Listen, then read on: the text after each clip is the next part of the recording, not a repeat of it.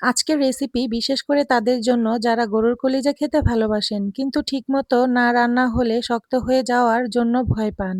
আসসালামু আলাইকুম everyone, welcome back to my Roshni kitchen and blog. আজ আমি আপনাদের দেখাবো একদম রেস্টুরেন্ট স্টাইলে গরুর কলিজা ভুনা, যেটা হবে নরম ঝরঝরে, হালকা ঝাল আর ভীষণ সুস্বাদু। এই ভিডিওটি শেষ পর্যন্ত দেখলে কলিজা কখনোই আর শক্ত হবে না, এই গ্যারান্টি। তাহলে দেরি না করে চলুন শুরু করি আজকের দারুণ মজার রান্না। আমি এখানে আমার পরিমাণ অনুযায়ী হাফ কেজি পরিমাণ গরুর কলিজা নিয়ে নিলাম।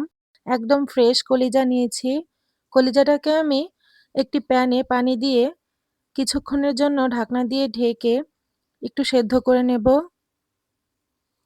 এই পর্যায়ে ঢাকনাটা তুলে নিচ্ছি। দেখুন, পানিটা বলক ওঠার আগেই কেমন চেঞ্জ হতে শুরু করেছে। এক্সট্রা ব্লাডটা কিন্তু এই পানির মধ্যে পড়ে যাচ্ছে।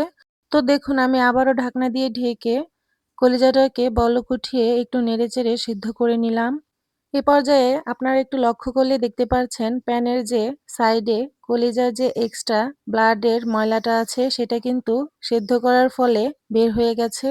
এরপর চুলা থেকে নামিয়ে ঠান্ডা পানি দিয়ে আমি একটু ধুয়ে নিলাম।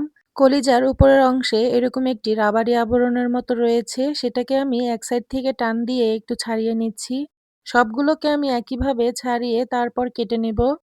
আপনারাও এইভাবে কলিজাটা রান্না করলে ছাড়িয়ে নিবেন, এতে করে গরুর কলিজাটা আর রান্নার পর শক্ত থাকে না। আজকের এই গরুর কলিজা ভুনার রেসিপিটি যদি সম্পূর্ণ দেখেন তাহলে আপনার গরুর কলিজা ভুনাটিও হবে পারফেক্ট একটি রেসিপি। তো দেখুন, আমি কিন্তু গরুর কলিজাটাকে উপরের রাবারি অংশটা ছাড়িয়ে ছোট টুকরো করে কেটে নিয়েছি। এতে করে কি হয়, রান্নার পর খুব সুন্দর করে মশলাটা কলিজার ভিতর ঢুকে যায়, খেতে কিন্তু খুবই ভালো লাগে। এখন আমি রান্নাটি করে নিব। এর জন্য একটি প্যানে দিয়ে দিলাম পরিমাণ মতো রান্নার রেগুলার তেল, আর দিয়ে দিচ্ছি গোটা গরম মশলা, দারচিনি, তেজপাতা, লবঙ্গ আর সাদা এলাচ। হাফ কেজি পরিমাণ গরুর কলিজার জন্য পরিমাণ মতো দিয়ে দিবেন। তেলের সাথে মশলাটাকে একটু নেড়ে 2 থেকে 3 সেকেন্ড ভেজে নিব, এতে করে সুন্দর একটি ঘ্রাণ আসবে। এই পর্যায়ে দিয়ে দিচ্ছি আগে থেকে কেটে রাখা 1 কাপ পরিমাণ পেঁয়াজ কুচি। পেঁয়াজটাকে নেড়েচেড়ে তেলের সাথে একটু মিশিয়ে নেব। এরপর দিয়ে দিচ্ছি হাফ চা চামচ লবণ। লবণটা দেওয়ার ফলে পেঁয়াজটা খুব দ্রুত নরম হয়ে যায় আর ভেজে নিতে সুবিধা হয়। চুলাটা মিডিয়াম আঁচে রেখে পেঁয়াজটাকে নেড়েচেড়ে গোল্ডেন ব্রাউন করে ভেজে নিলাম। এই পর্যায়ে দিয়ে দিচ্ছি 1 টেবিল চামচ আদা রসুনের পেস্ট। এই মশলাটাকেও নেড়েচেড়ে একটু ভেজে নিচ্ছি, এতে করে আদা রসুনের কাঁচা গন্ধটা চলে যাবে। এরপর দিয়ে দিলাম সামান্য পরিমাণ পানি মশলা কষানোর জন্য, আর দিয়ে দিচ্ছি 1 চা চামচ জিরার পেস্ট। জিরাটাকেও আমি নেড়েচেড়ে মিশিয়ে নিচ্ছি। পেঁয়াজটা ভাজার সময় আমি হাফ চা চামচ লবণ দিয়েছিলাম, তাই এখন আরও হাফ চা চামচ লবণ দিয়ে দিলাম স্বাদ মতো। আর দিয়ে দিলাম হাফ চা চামচ হলুদের গুঁড়ো, 1.5 চা চামচ লাল মরিচের গুঁড়ো, 1 চা চামচ ধনিয়া গুঁড়ো আর হাফ চা চামচ জিরে গুঁড়ো। এখন নেড়েচেড়ে মশলাটাকে খুব ভালোভাবে মিশিয়ে চুলাটা মিডিয়াম আঁচে রেখে কষিয়ে নিব। যখন এরকম উপরে তেল ভেসে আসবে, এ পর্যায়ে নেড়েচেড়ে আগে থেকে কেটে ধুয়ে রাখা গরুর কলিজাটা দিয়ে দিচ্ছি।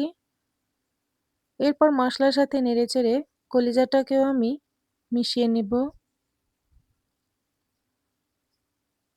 এখন ঢাকনা দিয়ে ঢেকে একটু কষিয়ে নিব। এ পর্যায়ে ঢাকনাটা তুলে নিলাম। আমি আবারও একটু নেড়েচেড়ে দিব।